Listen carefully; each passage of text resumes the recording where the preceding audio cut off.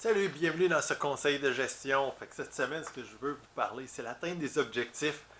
La plupart d'entre nous, depuis que nous sommes de petits gamins, ce qu'on fait, c'est qu'on est conditionné pour atteindre nos objectifs. Dans l'atteinte des objectifs, on transfère toute cette habileté-là au niveau des affaires ou dans le travail. Ça amène quoi? C'est que il y a différents types d'objectifs. On est tellement conditionné à atteindre nos objectifs que certaines personnes sont prêtes à faire à peu près n'importe quoi pour atteindre les objectifs.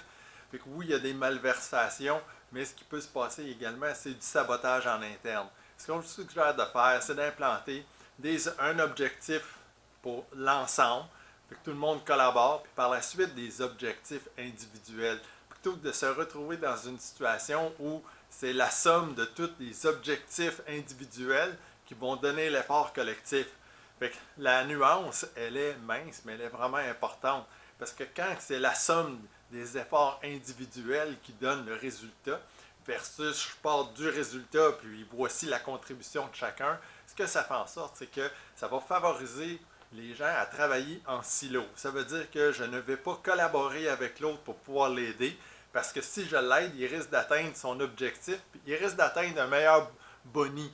Donc, nécessairement, ce qui peut arriver, c'est que c'est une forme de sabotage. Je n'aide pas l'autre parce que je ne veux pas qu'il atteigne ses objectifs, mais en même temps, c'est que ça nuit de façon générale à l'ensemble, c'est-à-dire à l'entreprise, à l'organisation. Dans la nuance ici, qui est vraiment importante, c'est d'en arriver à déterminer d'abord l'objectif global. Quels sont les objectifs pour l'organisation, pour l'entreprise, puis par la suite d'éclater tout ça pour en faire une, euh, ben, une contribution de chacun, déterminer quelle sera la participation de chacun. Et c'est de cette façon-là qu'on est en mesure de pouvoir maintenir une belle culture d'entreprise, une force au niveau de l'organisation, faire en sorte que l'organisation atteint ses objectifs, mais que chacun des membres de l'organisation puisse atteindre leurs objectifs également. Je vous invite à faire cette nuance-là. Là-dessus, je vous souhaite une bonne semaine.